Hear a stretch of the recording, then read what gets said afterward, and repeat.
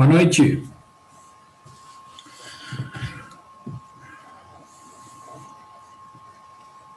São 21:02. A Maíra. Tudo bem, Maíra? Tudo certo, senhor. Tudo bem. Aproveitar aqui para te perguntar, no trabalho ali só tinha uma questão resolvida, não deu tempo de fazer, ou tu não viu que tinha outras? Ou deu um problema técnico para ti? Não, eu postei todas. Eu vou Tem até dar uma olhada. Tem certeza? Sim, eu vou dar uma conferida aqui agora, mas eu fiz todas. Eu até postei antes. Dá uma conferida aí, ó. Eu tenho a impressão que eu encontrei só uma questão resolvida lá. Eu estou até com a pasta aberta. Olha aqui, ó. Estou com o arquivo aberto aqui, ó. Eu botei tudo numa pasta só, né? Aqui para mim só apareceu a da série aqui, ó.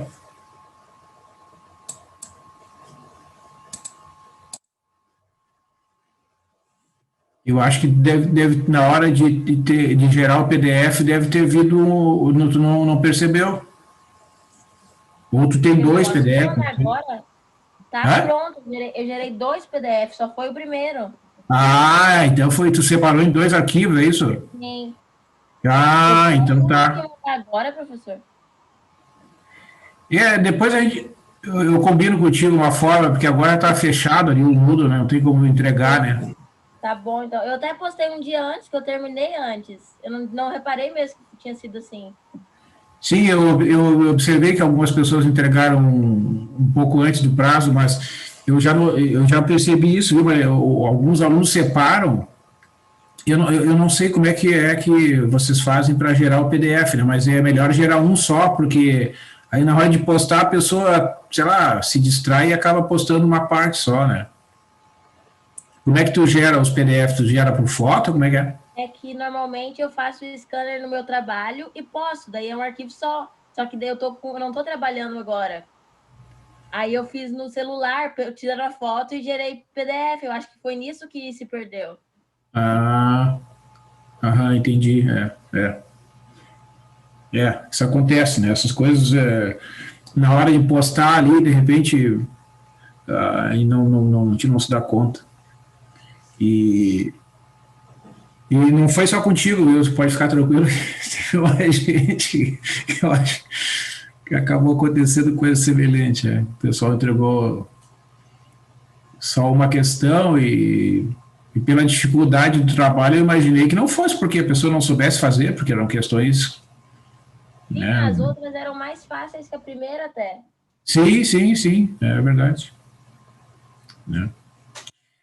Bueno, pessoal, eu ainda não terminei de corrigir todos os trabalhos, então eu estou fazendo assim, ó, na medida que eu vou corrigindo, eu vou dar um retorno para vocês dentro do próprio Moodle. Eu estou gravando uns arquivos de áudio que é mais rápido do que escrever, né? Porque numa outra turma eu fui fazer por escrito e aí demandou muito tempo, e essa turma também é bastante grande. Então, acho que até segunda, terça-feira eu concluo essa parte da avaliação. Aí na terça eu converso com a turma inteira, porque uma vez que eu não terminei a análise dos trabalhos, eu acho que não seria muito bom fazer isso na aula de hoje, né? Melhor fazer na aula de terça-feira, que já vai estar concluída essa etapa da avaliação.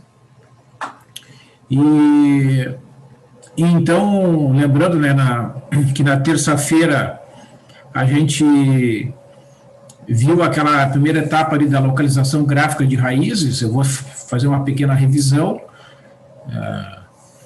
agora no início da aula de hoje e vou apresentar para vocês então já os métodos de resolução, né, das equações, isto é, como calcular uma determinada raiz, né, de uma equação aplicando um método. Existem muitos, né, métodos de resolução de equações para cálculo de raízes reais, E a gente vai ver alguns deles, então, existem alguns princípios que são comuns, né, a todos os métodos. E um dos princípios é o da aproximação sucessiva. Então, a gente vai fazer algumas hipóteses para formular a resolução das equações. Vamos ver alguns exemplos, tá? E, bom, esse é um curso de cálculo numérico e o objetivo é sempre apresentar, né, aqueles métodos mais conhecidos e, pelo menos, detalhar alguns exemplos, né?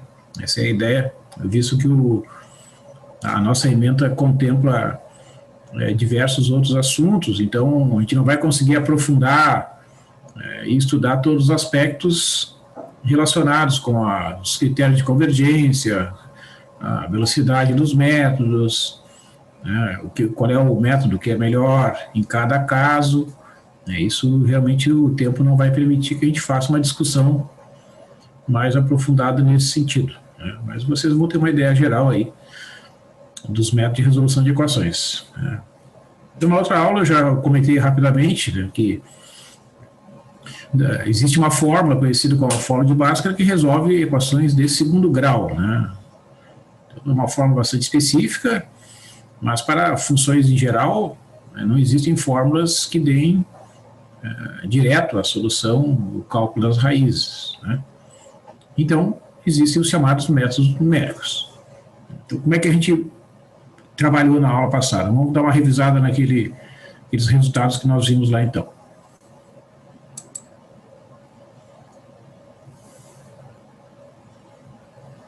Deixa eu fechar isso aqui.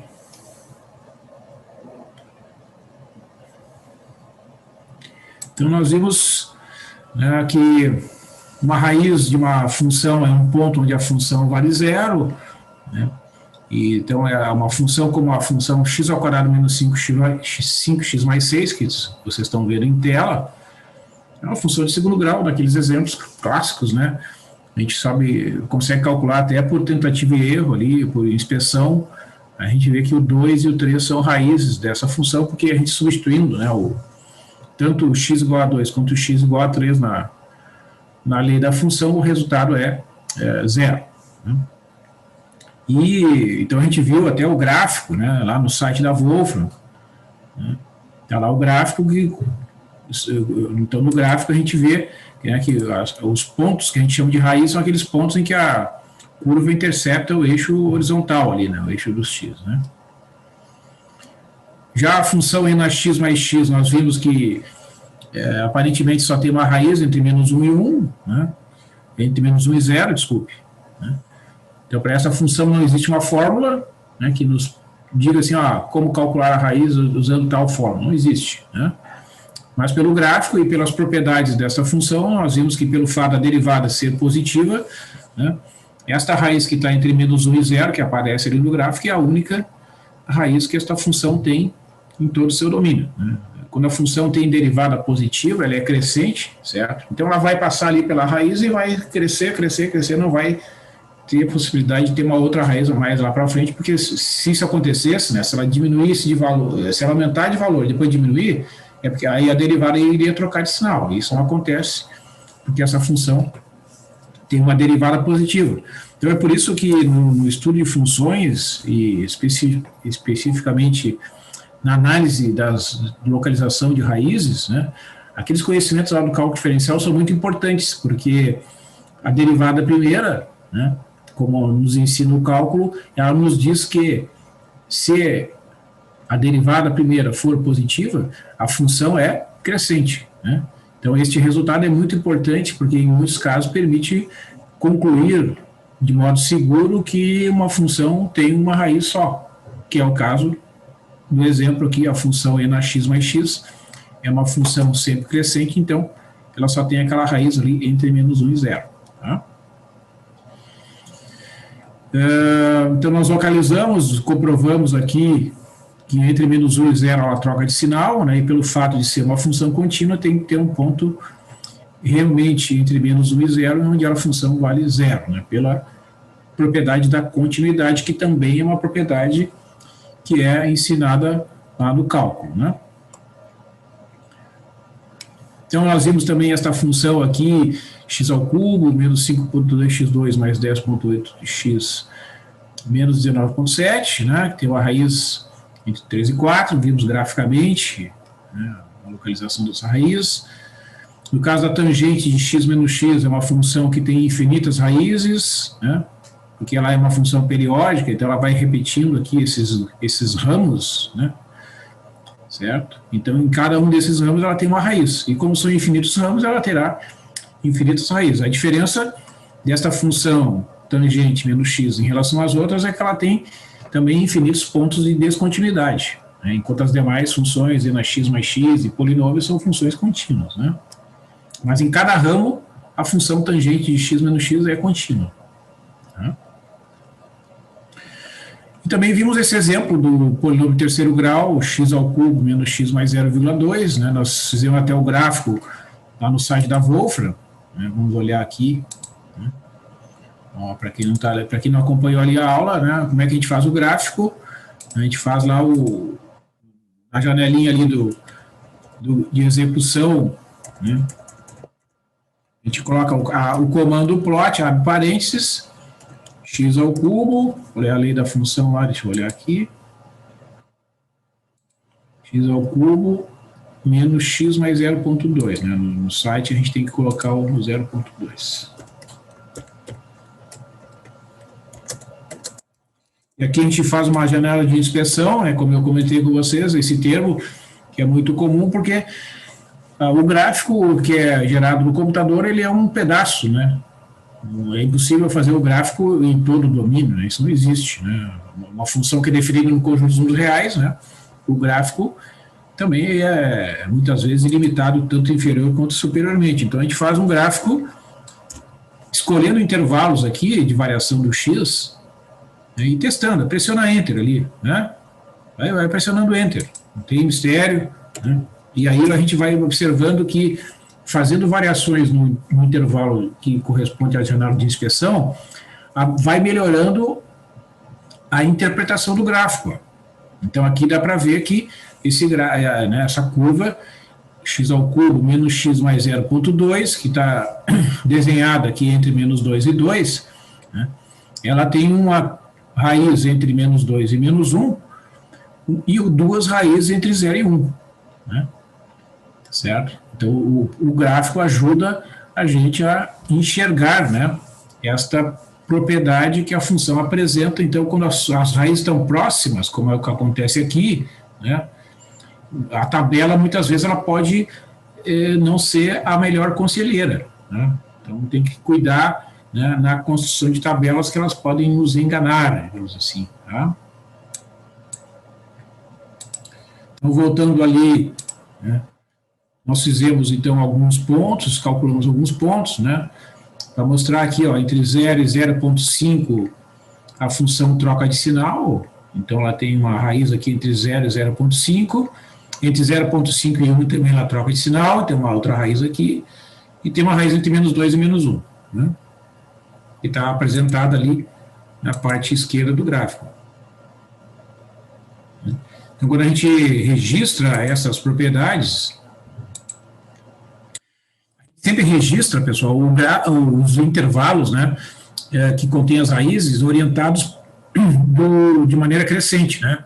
Ó, então, observa, ó, um intervalo que vai de menos 2 até menos 1 contém uma raiz, de 0 até 0,5 contém outra raiz, e de 0,5 até o 1 contém outra raiz. Enquanto, como eu tenho aqui um número não inteiro, eu separo, né, o extremo inferior do extremo superior do intervalo com ponto e vírgula para não dar, né, margem a uma interpretação equivocada. Tá?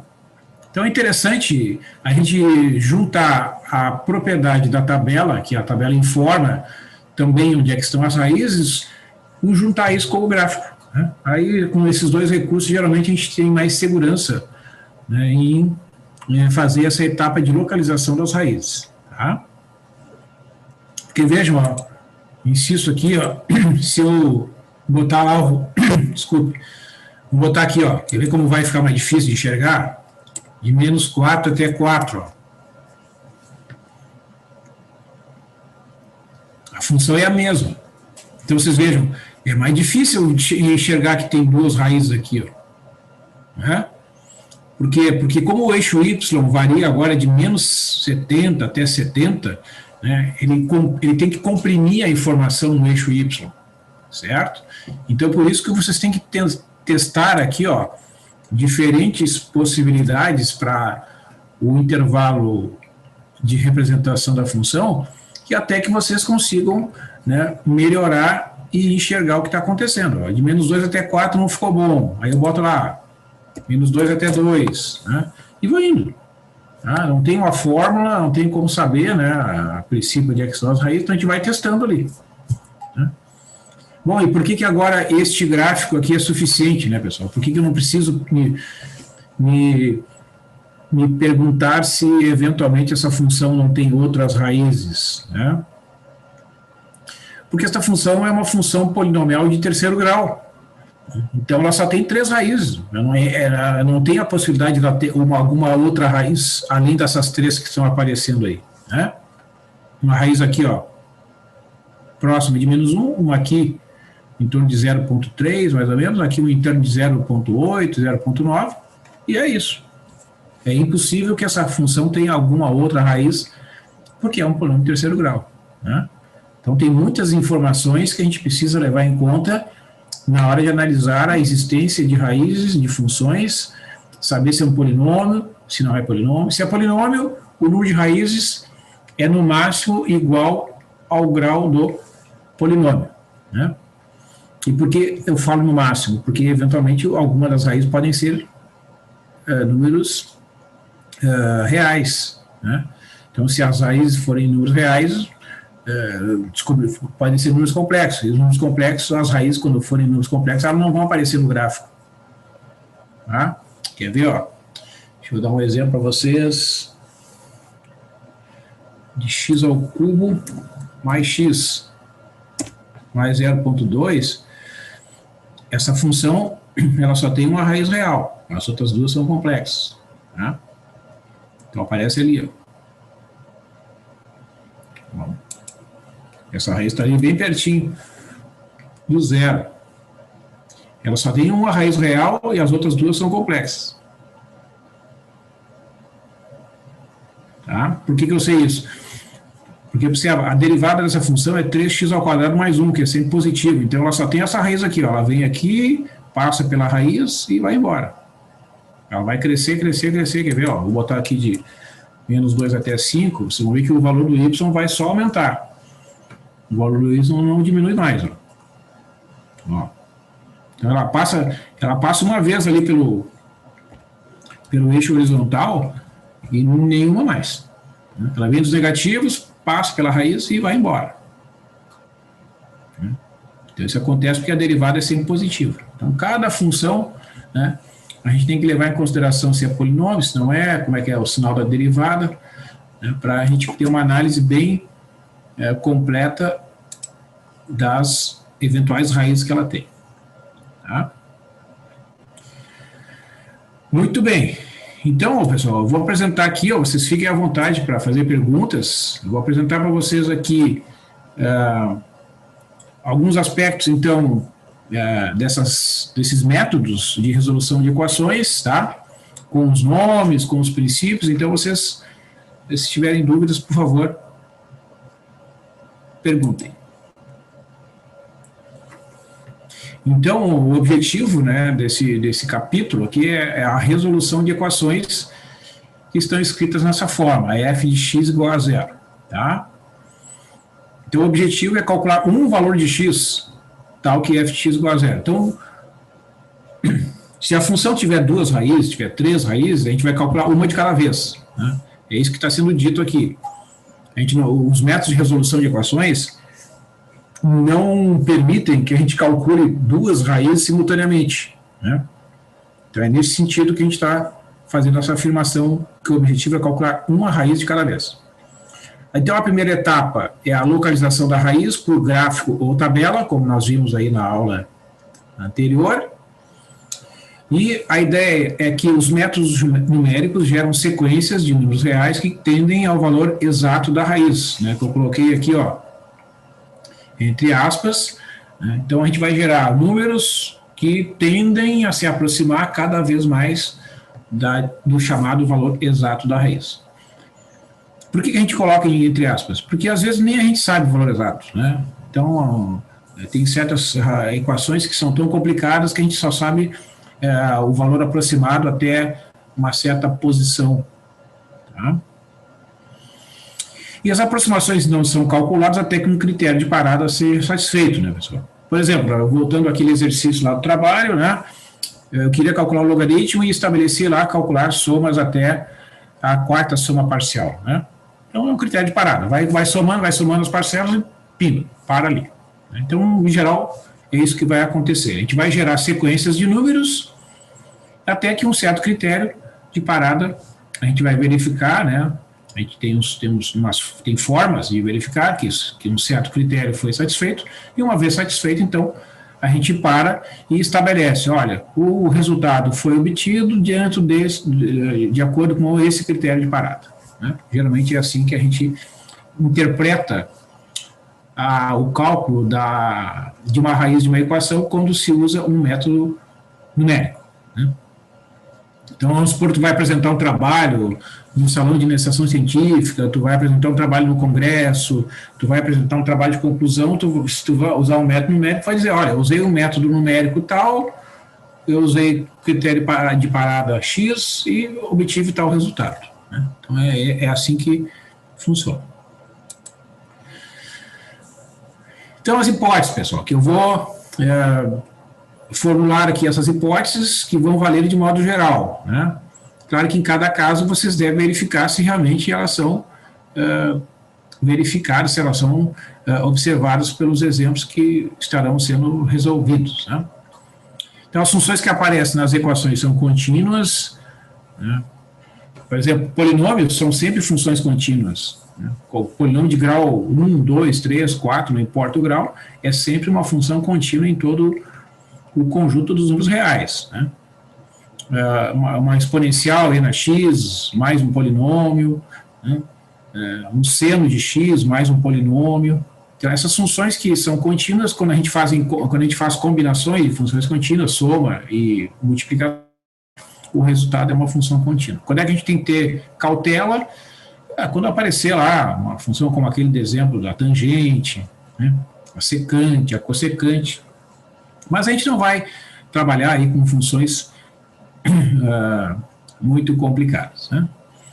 Então, o formato das equações que nós vamos trabalhar, em geral, tem essa aparência aqui, uma certa função igual a zero, eu quero descobrir o x, né? Tal que a f de x é igual a zero. Então, se a função calculada no ponto A multiplicada pela função calculada no ponto B for menor que zero, significa que no intervalo AB existe pelo menos uma raiz da equação fx igual a zero, que são aqueles exemplos que nós vimos na aula passada, né, pessoal? Aqui, ó. Vamos voltar aqui o exemplo. Vamos pegar esses dois casos aqui. Está destacado em tela. No ponto zero, a função é positiva. No ponto zero, ela vale 0,2. E no ponto 0,5, ela é um número negativo, ela tem uma imagem negativa, né? Então, observa, vocês estão tendo uma situação, né, em que a função, sendo contínua, passa de um número, de uma imagem positiva para uma imagem negativa, que é o que acontece aqui, ó. No zero é positivo, a imagem é positiva, né? E no 0,5 a imagem é negativa, então, pela continuidade, ela tem que passar em algum ponto intermediário entre o 0 e o 0,5, ela tem que passar pelo ponto em que a imagem é zero. E da mesma forma, se eu considerar esses dois resultados aqui, ó. Agora é o inverso, né? No 0,5 a imagem é negativa. Então, lá no eixo Y, né? Quando eu coloco lá o x igual a 0,5, o y correspondente é negativo. E no x igual a 1, o y correspondente é positivo. Então, pela continuidade, ela tem que passar em algum ponto pelo valor em que o y é igual a zero. Então, é nesse sentido que a continuidade é uma hipótese muito importante na formulação desta propriedade aqui, ó. Se a função não fosse contínua, né, pessoal, aí ela não precisaria passar por alguma raiz no intervalo AB, né? Ela poderia passar direto do negativo para um positivo. É o que acontece, por exemplo, fazendo uma ilustração aqui com a caderneta de poupança, né? Que é uma aplicação que tem remuneração a cada 30 dias, que é uma das aplicações financeiras do Brasil que tem um dos maiores saldos, né? E se vocês forem ver, a cada 30 dias ela passa de um valor para outro sem passar pelos valores intermediários. Então, por exemplo, se uma pessoa deixa um valor depositado na caderneta de poupança durante 20 dias, aqueles 20 dias não vão ser remunerados, né? A pessoa, teoricamente, teve um prejuízo, né? Claro, se aqueles 20 dias estiverem, né, entre duas datas de aniversário da caderneta, né? Então, a análise gráfica, numa raiz, a curva que representa a função corta o eixo horizontal, que é aquela situação que eu comentei para vocês, né, que aparece aqui na próxima lâmina, que é aquele exemplo que eu estou destacando ali já na outra aula, né, que eu tenho, então, uma função que é um polinômio de terceiro grau que contém 3 raízes. Ó. Tem uma raiz aqui perto do menos 1, ó, tem uma raiz, vocês vejam aqui, ó, pelo tracejado aqui, né, que veio lá do site da Wolfram. Isso é interessante, que é uma informação que a gente consegue até interpretar. Ó. Tem uma raiz aqui que é em torno de 0,2 e tem uma raiz aqui que é em torno de 0,9.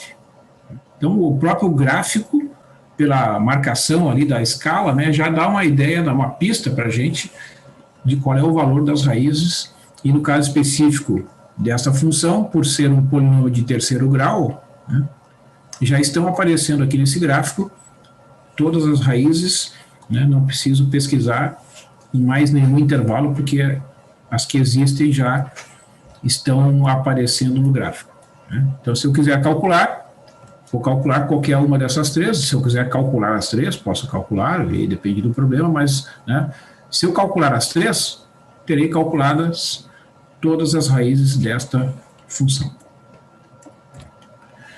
Muito bem, então a gente chega nos chamados métodos iterativos, pessoal. Os métodos iterativos, em muitos casos, eles são uma metáfora, né, da vida das pessoas, né? As pessoas estão sempre tentando resolver olha, a gente gasta muito tempo da nossa vida resolvendo os mesmos problemas, né? Se deslocando do trabalho para casa e da casa para o trabalho, né? Nesse momento a gente não faz isso, eu pelo menos não estou fazendo, mas em condições normais, né? Todo dia faz a mesma coisa. Então isso é uma iteração, é uma repetição, né? E as repetições tendem a fazer com que a gente aprenda, né, a melhor forma de resolver problemas que a gente tem que, a toda hora, tentar achar uma solução. Então, os métodos iterativos, eles têm esse princípio, né? Eles vão, a partir de um chute inicial para a raiz, a gente vai calcular aproximações sucessivas, x1, x2, etc., xk, para a raiz. Então, isso aqui vai gerar uma sequência que a gente pretende, né, a gente quer, ao gerar essa sequência de valores aqui, a gente quer que essa sequência convirja para a raiz. A gente quer que convirja para o valor dito exato da raiz que eu destaquei lá no texto. Então, dentre esses métodos iterativos, isto é, são métodos que repetem, né, processos, que repetem uma série de fórmulas e uma série de procedimentos. Existem, então, o 3 aqui que eu destaco, né? O método da bissecção, o método de interação linear e o método de Newton-Raphson. Existem outros, o método secante, existem alguns métodos menos conhecidos. Qual é a ideia de todos eles, então? É fazer a geração dessa sequência de aproximações, e cada um deles tem princípios diferentes, né? E fórmulas envolvidas serão diferentes. Quer dizer, a metodologia que cada método utiliza para gerar estas aproximações é diferente. Mas o que eles têm em comum, então? Todos eles partem de um chute inicial para a raiz. E qual é o chute inicial? Como é que eu vou descobrir, professor? Ó, por exemplo, vamos supor, eu vou deixar o mouse aqui, ó, na posição ali, né, destacando aquela raiz ali que está, ó, deixa eu ver se eu, aqui no gráfico, né? Então, como eu disse para vocês, olhando ali o gráfico, a gente vê que essa raiz aqui é em torno de 0,2. Então, se tu tiver que dar um chute inicial para essa raiz aqui e depois calcular o valorizado dela, tu pode dizer, ó, eu vou chutar 0,2. Porque o gráfico está nos dizendo, né, que a raiz é aproximadamente 0,2. Agora, se eu quiser calcular essa raiz aqui, ó, aí eu não vou usar o chute inicial 0,2, eu vou usar, sei lá, o chute inicial menos 1,1, né? Que aí vai estar um chute bem mais perto da raiz. Então, o chute inicial, ele vai depender de alguma informação prévia, seja análise gráfica, seja uma tabela, que eu já tenho sobre a função, para eu, a partir daquela semente, como a gente diz, né? Não sei se algum de vocês já estudou a programação, né? Então, em muitos programas existe o que é chamado de semente, né? Por exemplo, tu vai gerar números aleatórios, né? Tem que ter uma semente. A partir daquela semente é gerada uma sequência. Tá? Então, a semente é o x0. Tá? Então, tu vai ter uma semente para a bissecção, tu vai ter uma semente lá para o método de interação linear, e tu vai ter uma semente para o método Newton-Raphson. Se no caso, tu quiser calcular essa raiz aqui, ó, independente do método, pode usar sempre a mesma semente, 0,2, por exemplo. Tá? O objetivo é, a partir da semente, tu gerar as demais aproximações com esse objetivo, né? Tu não vai calcular essas aproximações de qualquer maneira, ela tem um objetivo, tu quer calcular uma sequência de aproximações da raiz daquele problema que tu quer resolver. Muito bem, pessoal. Então, o meta-bissecção, então veja o que está escrito ali. Ele calcula a única raiz da função que está no intervalo AB. Né? Então, observa. Ó. Então, aqui eu coloquei de maneira, digamos assim, organizada, na forma de um algoritmo. Né? Então, se tu quiser fazer um programa, por exemplo, lá no MATLAB, ou no Octave, ou em qualquer outro programa que vocês conheçam, vocês têm aqui, tá, as etapas do programa, vocês podem fazer uma programação, né, e então implementar, né, este algoritmo no dispositivo que vocês tiverem condições de fazer, né, esta implementação. Então, quais são as entradas, né? Geralmente, tu vai entrar com o intervalo AB, que contém a raiz, uma tolerância e um número máximo de iterações. Essa tolerância aqui poderá estabelecer, por exemplo, um erro máximo no eixo X, isto é, entre duas aproximações sucessivas. Tu vai dizer, olha, eu quero duas aproximações que tem uma diferença de no máximo 10 na menos 5, tá? Ou 10 na menos 3. E aqui tu vai estabelecer, eu quero o resultado em no máximo 10 repetições. Né? Então é isso que tu vai ter que dizer, por quê? Porque senão o programa vai ficar calculando lá, né, e não vai parar nunca. Tá? Porque pode ser que essa tolerância aqui nunca seja satisfeita, né? Então mesmo que não seja satisfeita, tu tem que limitar o número máximo de iterações para dizer, olha, não interrompi o processo porque não consegui achar uma raiz uma aproximação que satisfaça a tolerância desejada, né? Então, a saída desse programa vai ser a raiz aproximada ou uma mensagem de falha. Pode ser que, né, o teu programa falhe, então tem que prever isso. Então, a gente vai fazer uma contagem de índices, A1 igual a A e B igual a B, o F de A vai ser igual a F de A. O FA aqui, ó, tu vai dar uma variável, vai criar uma variável FA, que é o valor da imagem da função no ponto A.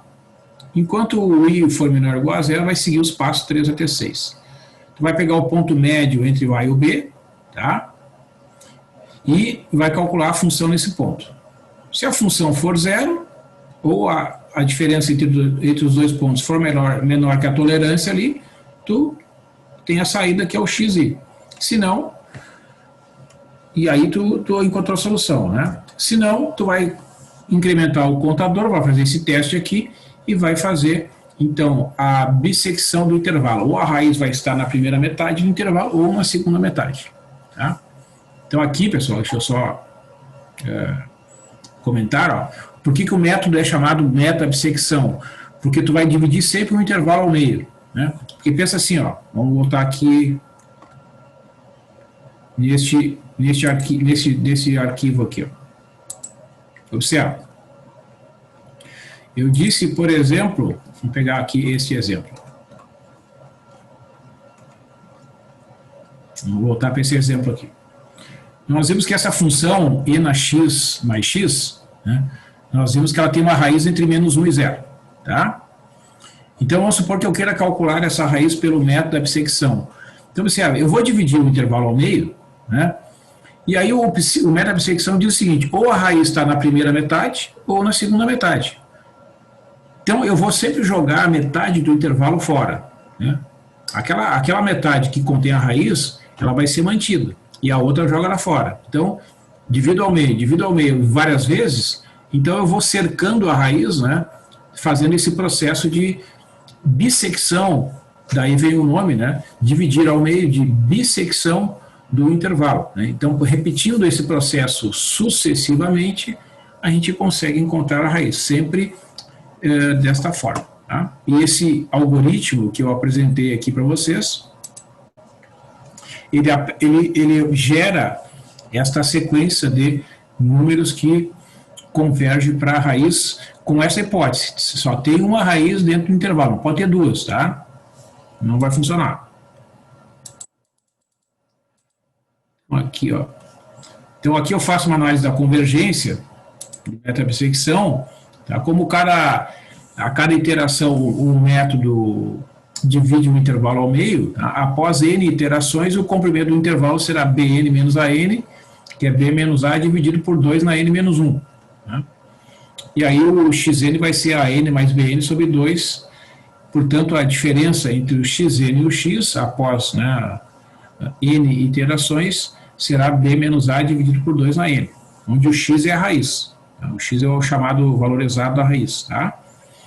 Então, se eu quiser que o critério de parada seja encontrar um n de modo que b menos a sobre 2 na n seja menor ou igual que epsilon, para um dado epsilon, né, o n deve satisfazer essa condição aqui. Ó, tá? Bom, então esses são aspectos teóricos. Eu vou mostrar para vocês, então, como resolver...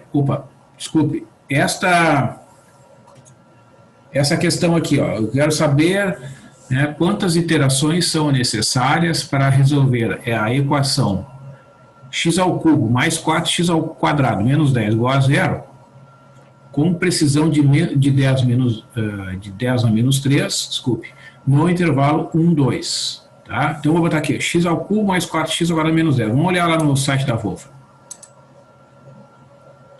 Plot x ao cubo mais 4x ao quadrado, menos 10, né? Deixa eu ver. X ao cubo mais 4x ao quadrado menos 10, é isso mesmo. Ó, então vamos ver aqui, ó.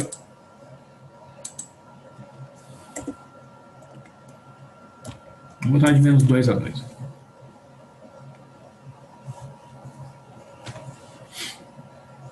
Então vocês vejam que realmente tem uma raiz entre 1 e 2 aqui, ó, tá vendo? Né? Então tem uma raiz aqui, é em torno de 1,4 mais ou menos, né? Então o gráfico só confirma, né, que de fato a raiz está ali. Então, o que o cálculo diz, ó? Para eu saber quantas iterações são necessárias para eu descobrir esta raiz com precisão de 10 a menos 3, eu tenho que inserir o 10 a menos 3 aqui, ó, tá? Então vai ficar logaritmo de b menos a, ou seja, 2 menos 1, dividido por 10 a menos 3, dividido pelo logaritmo de 2. Se vocês fizerem essa conta aqui, vai dar um n maior ou igual a 9,96. Então, para conseguir uma raiz com precisão de 10 a menos 3, é necessário fazer 10 iterações. Tem que repetir o processo de bissecção 10 vezes. Isso vai nos dar uma raiz com a precisão de 10 a menos 3. Tá?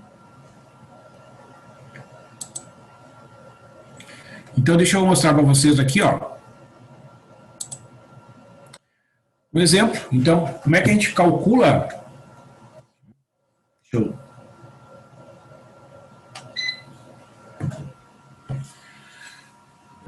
vou apresentar, por exemplo, como é que vocês calculam a raiz quadrada de 3? Né? Ó, antes de eu apresentar aqui, vou conversar um pouco aqui. Né? Como é que vocês, que são alunos de cursos diferentes de graduação, né, se vocês precisam, em algum problema, de calcular a raiz quadrada de 3, como é que vocês fazem? Antes de eu apresentar ali.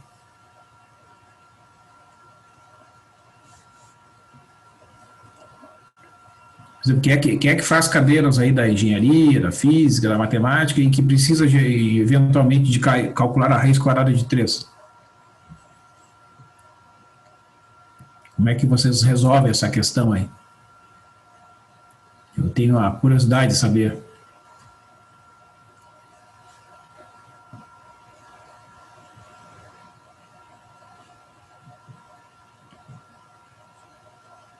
E aí, pessoal?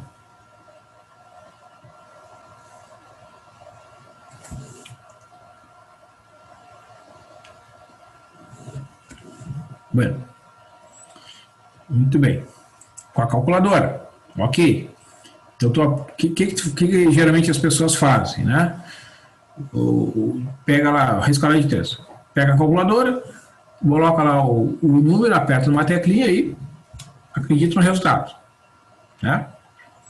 Então, vocês pensam assim, bom, como vocês utilizam a calculadora, né, para esse tipo de situação e outras, as pessoas geralmente acreditam, né, que aquele valor ali está correto. E até é possível verificar, né? Tu pega lá o número, tu multiplica por ele mesmo, tu vai ver que vai dar um número perto de 2. Né? Tu eleva, no caso, a rede de 3, né? Tu aperta lá. Se tu pegar aquele número e levar ao quadrado, ou vai dar 3 ou vai estar muito perto de 3. Então é uma forma de tu verificar que aquele resultado é correto. Ok. Então, isso né, é bem comum. E o que aconteceu, né, pessoal? Vocês verem como as coisas, né, se modificam. Né? Hoje não tem praticamente nenhuma bibliografia escrita aí recentemente que explique em livros de ensino fundamental e médio, né, como calcular a raiz quadrada de números como a raiz de 3, ou a raiz quadrada de 5, né, coisas que eram comuns aí em livros editados nas décadas de 30, 40 e 50 do século passado. Tá? Se vocês procurarem em bibliotecas que têm livros de matemática de ensino fundamental escritos aí nesse período, vocês vão ver que nessa época se ensinava nas escolas de ensino fundamental, né, como calcular a raiz quadrada. Era um algoritmo, tinha uma série de operações, soma, multiplicava, subtraía, usando as 4 operações. São subtração, multiplicação e divisão. Fazendo uma série de operações, a pessoa conseguia chegar na raiz quadrada. Né? E com o passar do tempo, as calculadoras se tornaram ferramentas muito baratas, né, de cálculo, se popularizaram. Então foi ficando, digamos, obsoleta aquela explicação, né, de cálculo da raiz quadrada e foi sendo retirado. Né, e acabou, oficialmente, com o passar dos anos, foi sendo retirado do currículo.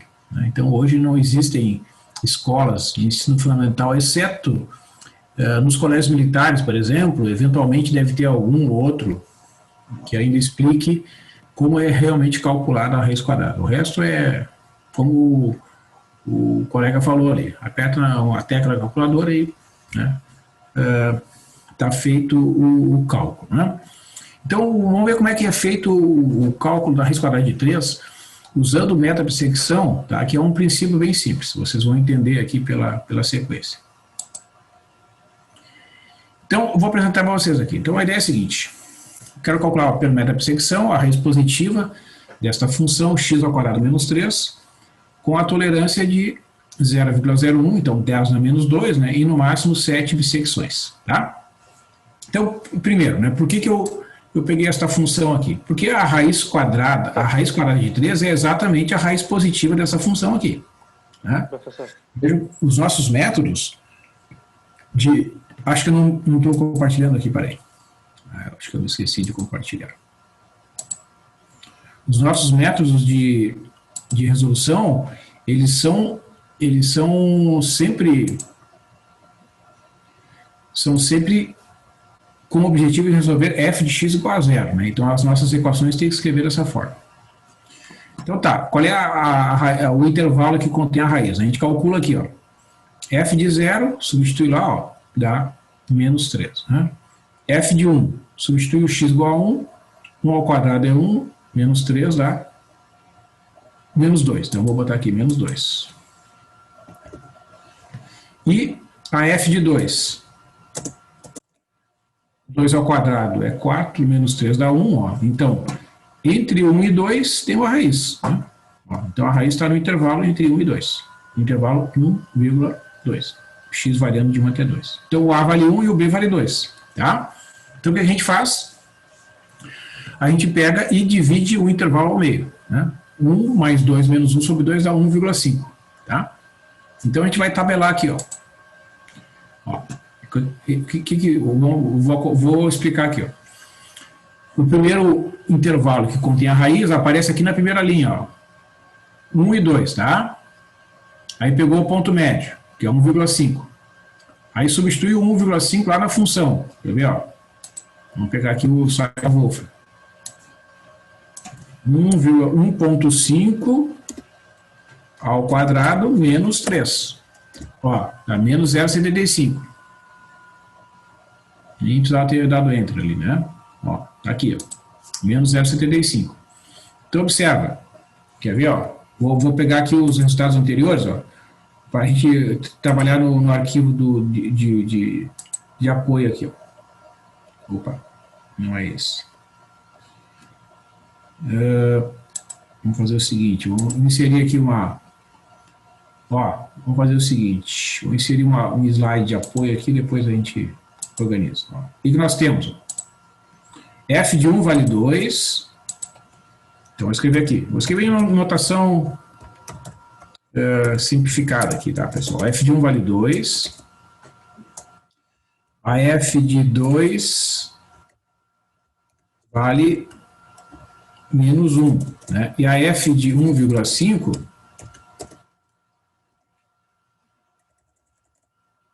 F de 1,5, quanto é que deu lá? Deu menos 0,75. Né? Então, observa.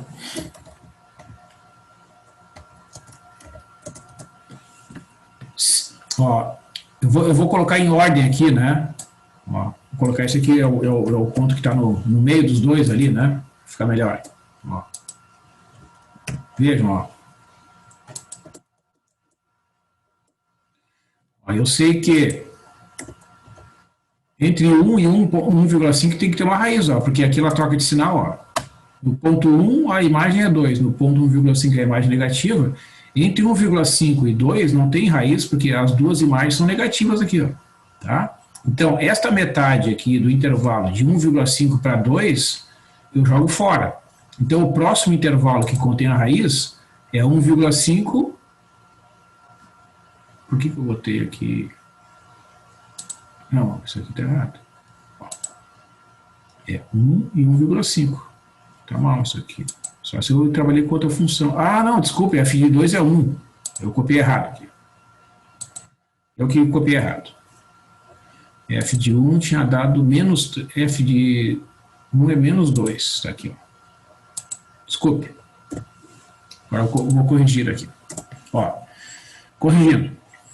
Entre 1,5 e 2, a função troca de sinal. Ó.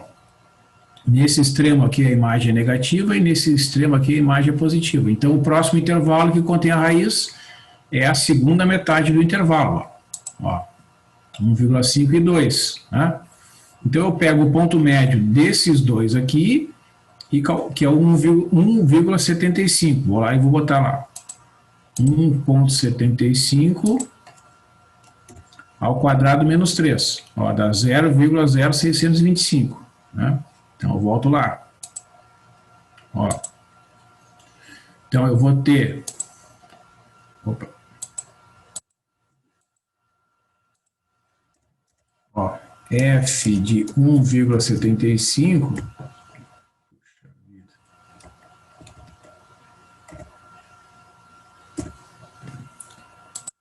Deu quanto lá? 0,06, né? 0,0625. Então, ó, vou botar esse valor aqui, vou fazer o seguinte. Vou botar aí pra cá. Esse valor aqui, vou copiar só esse aqui. Vou ordenar aqui. E ó, vejam, ó, coloquei os valores ordenados aqui, ó. 1,5, 1,75 e o 2, né, no eixo X. Agora as imagens, ó. Eu tenho imagem negativa nesse extremo, imagem positiva no 1,75. Então a raiz tem que estar aqui, ó, entre esses dois, ó. Porque aqui entre o 1,5 e o 1,75 ela já troca de sinal. Então o meu próximo intervalo é 1,5, 1,75, que o ponto médio é 1,625. Como é que eu calculei esse 1,625, né, pessoal? Eu pego simplesmente o 1,5 e somo, né, 1,5 mais 1,75 e divido por 2. Né? Aí eu vou ter 1,625, né, que é o próximo ponto médio do intervalo, e eu vou calcular a função, então. Qual é a função? X ao quadrado menos 3. Aí eu substituo lá. Ó. Eu pego esse número, 1,625, 1,625 ao quadrado menos 3. Dá menos 0,359. Ó. 0,359. Eu botei com 5 dígitos, né? Então a diferença que aparece aqui, ó, é a diferença entre dois pontos consecutivos, que é o x, né, que representa a aproximação da raiz, e o x anterior. Ó. Entre o x2 e o x1, a diferença é 0,25, a diferença sempre em módulo, né? E a diferença do x3 para o x2 em módulo é 0,125. Essa diferença aqui vai sempre dividir por 2 no meta-bissecção. Bom, aí tu tem quais são os próximos pontos, né?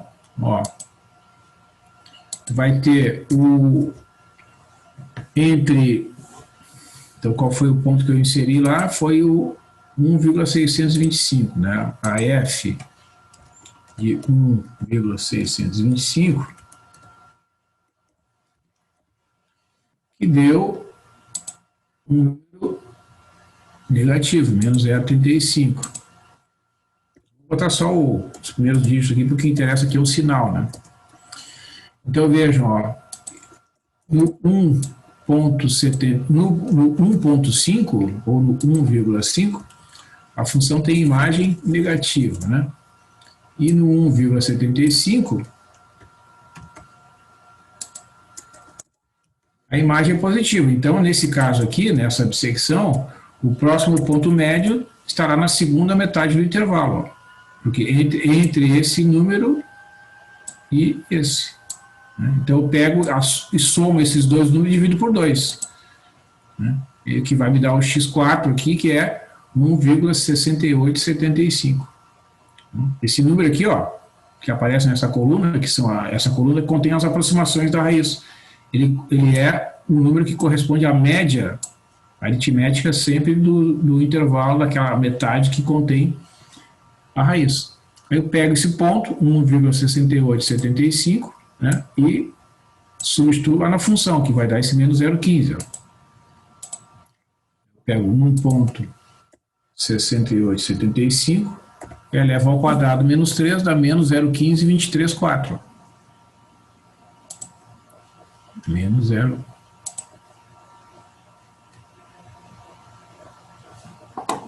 Menos 0,1523,4. Né? E esse número aqui que aparece no epsilon é a diferença entre o x4 e o x3. que é 0,06, que ainda não satisfaz o critério de parada, que o critério de parada eu quero que o erro seja menor do que 10 a menos 2, né? E aqui ainda não é menor que 10 a menos 2, né? Aí eu pego um novo intervalo, aí olha, onde é que está a variação de sinal, ó? No 1.625 a função tem sinal negativo e no 1.75 a função tem sinal positivo. Então eu peguei a média que é 1.68 que tem sinal negativo, né? Então ela vai estar entre 1,6875 e 1,75. Ela vai estar na segunda metade desse intervalo aqui. Tá? Ó, vou voltar aqui, ó.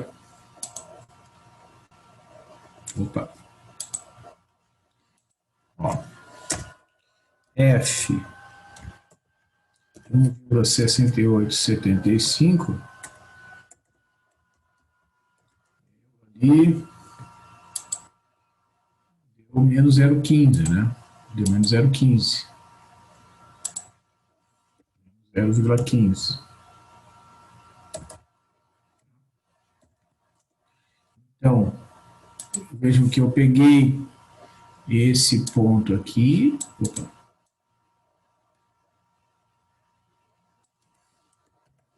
Menor, né? Esse ponto aqui, ó.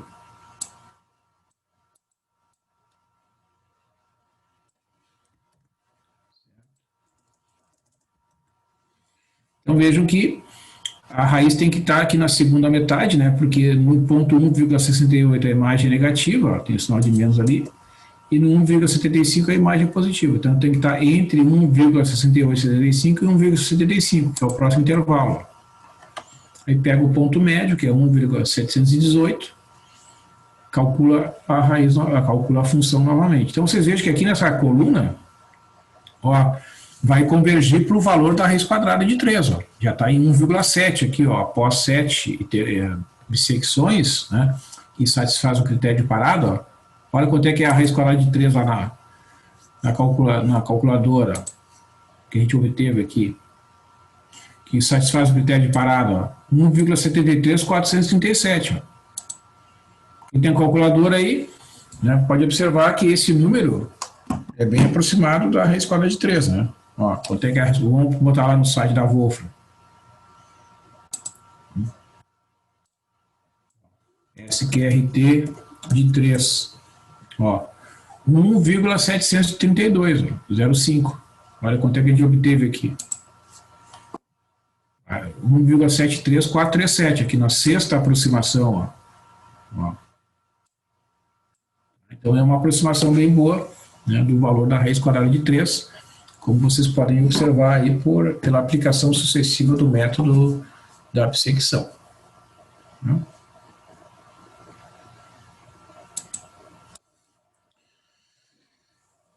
Então é isso, pessoal, para a aula de hoje, tá? Eu vou encerrar com esse exemplo aqui do método de bissecção, então fica para terça-feira, onde eu vou falar com vocês, então, sobre os dois últimos métodos. Nós vamos ver aqui o método de iteração linear e o método de Newton-Raphson. Bom? Uma boa noite. Tá, professor, valeu. Um bom descanso aí no feriado, na segunda-feira e até terça-feira. Boa noite, obrigado.